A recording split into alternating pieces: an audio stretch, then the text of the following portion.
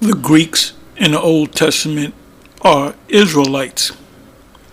Giving all praise to Yahweh Ba'Shem Yahushai, Ba'Shem Kakwadash. Now what I did was I went to Acts 16 verse 1.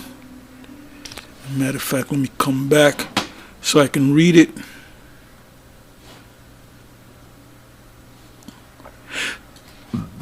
Excuse me.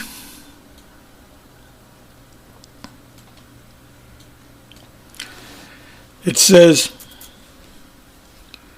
Acts 16 verse 1.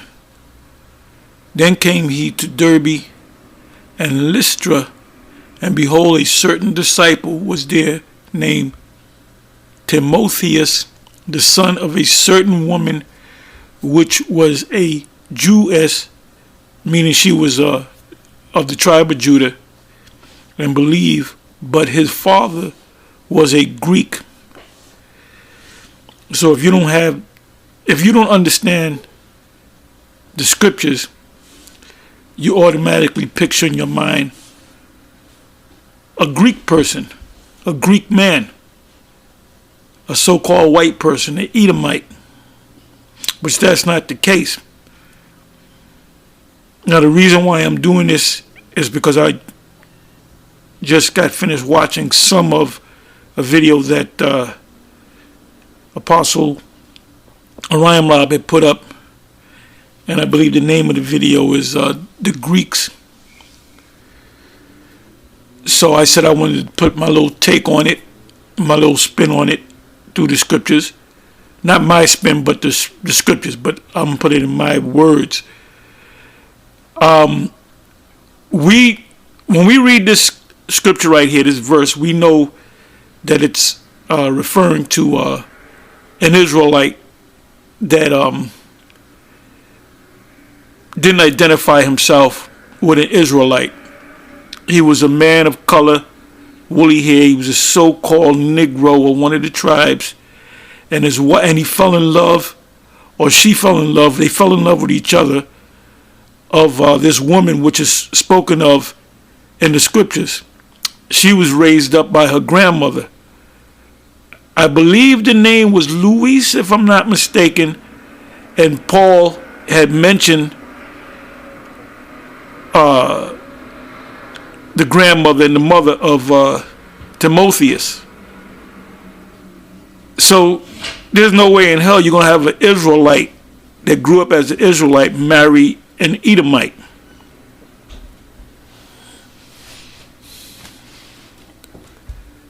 That just ain't going to happen. Even though you had Antipater marry into the Maccabees line, which they were going off. Anyway, when you click on the word Greek, let's pull it down and put this up raw.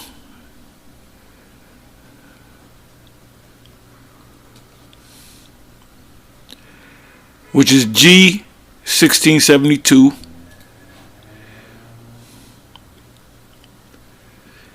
And the word there is Helen. Let me let you hear it. Strong's G 1672. Helene. Helene. As in Helen of Troy. It says the Greek, a Greek either by nationality, whether a native of the mainland or of the Greek islands or colonies. In a wider sense, the name embraces all nations, not Jews.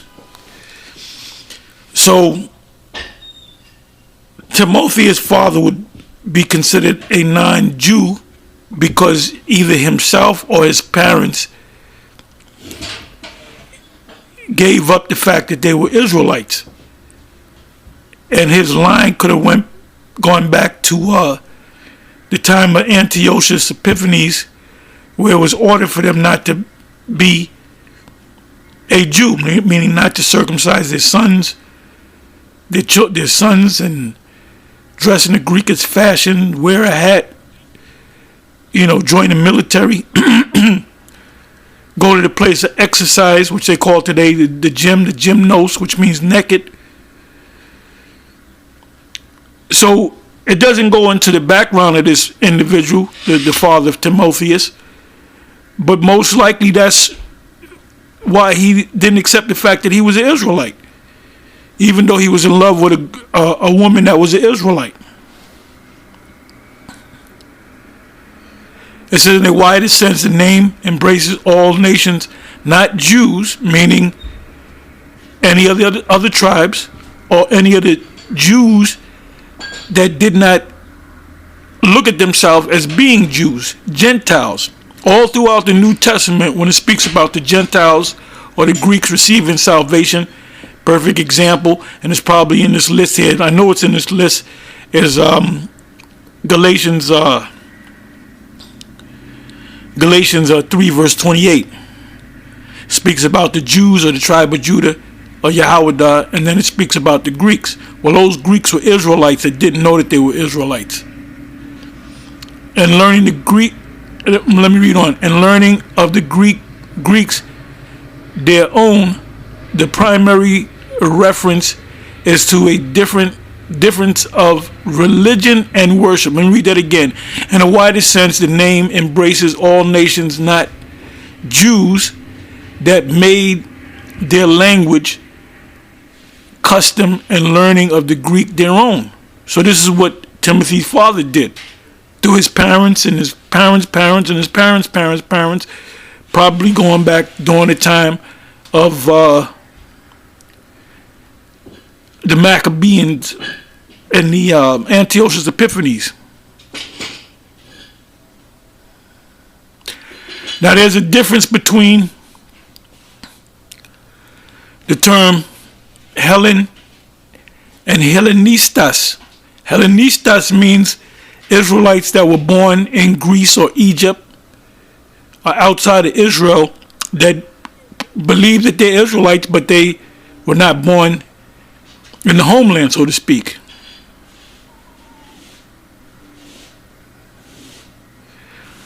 Okay, these are some of the precepts, and I'm going to kind of breeze through them. John 7 verse 3. And see, you know what? I was listening to another video that Apostle Ramlab had put up the other day, and he was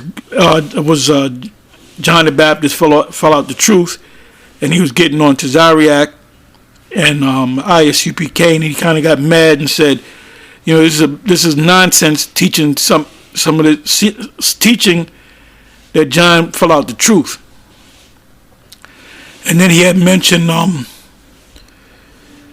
HODC, and he really got mad when he mentioned HODC with Barak, the leader, which totally botched Revelation, the 12th chapter. And if he botched that chapter so bad, I mean, I hate to see any other of his breakdowns. People are finding out more and more. The go-to place is the men of GMS. Because we study this thing. We go over it again and again and again. Because Barak had made a statement, because Abiyahu had rolled up on him.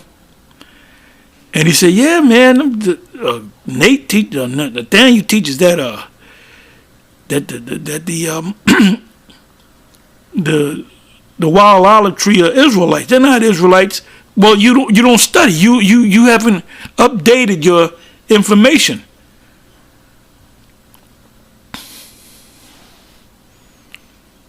Anyway, let me read these precepts here. And if you go to Greeks, it's G, which stands for Greek, from the Greek language, 1672. Sometimes you're going to see the word Greek, and sometimes you're going to see the word Gentile. Whether it says Greek or Gentile, they're all Israelites that basically do not accept or do not know that they're Israelites. So they're kind of labeled Gentiles. So let's go through these precepts. St. John 7 verse 35. Then said the Jews among themselves, whither will he go that we shall not find him? Will he go unto the dispersed? What does it mean by the dispersed?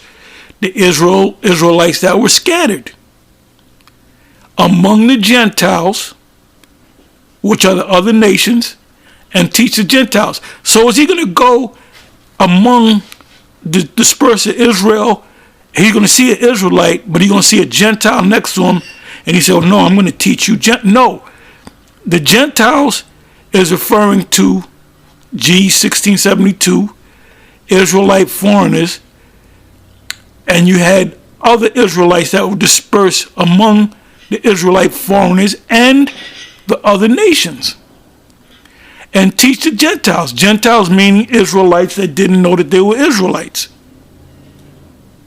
That's what the story, the account of Cornelius was all about. Cornelius was an Israelite. Oh, that's another thing that HODC teaches, which they're on a low level. They're on a very low level. Cornelius is an Israelite. Get with the program, dude. John 12 verse 20. And there were certain Greeks among them that came up to worship at the feast. So there was this feast, and the scribes and the Pharisees, wicked scribes and Pharisees, noticed that the Greeks were coming to that feast among the Israelites. Why? Because they were Israelites.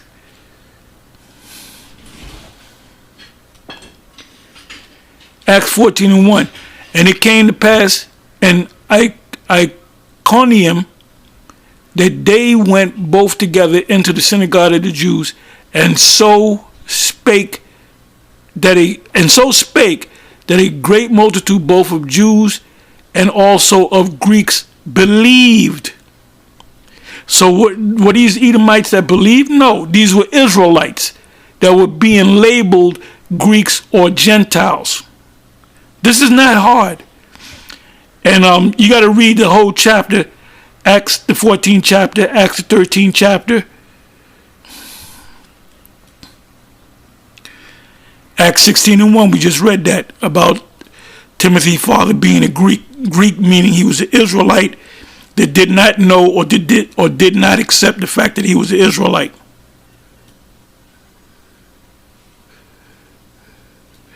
So when these guys like Pastor Bennett and these different guys bring out these scriptures about the Greeks and the Gentiles, they're talking about Israelites. That's that great multitude in Revelation the 7th chapter with the white robes. That's the great multitude of Israelites that came out of various nations. They were scattered. It says Acts 16 verse 3. It says, him would Paul have to go forth with him and took and circumcised him, Timotheus, because of the Jews which were in those quarters, for they knew all that his father was a Greek. Because his father didn't circumcise himself, and his father said, my son's not going to get circumcised. So as a grown man, Timothy became circumcised.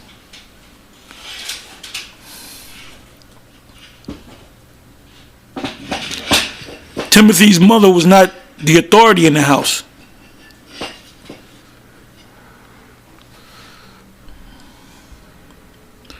We got one more here, and I'm going to close.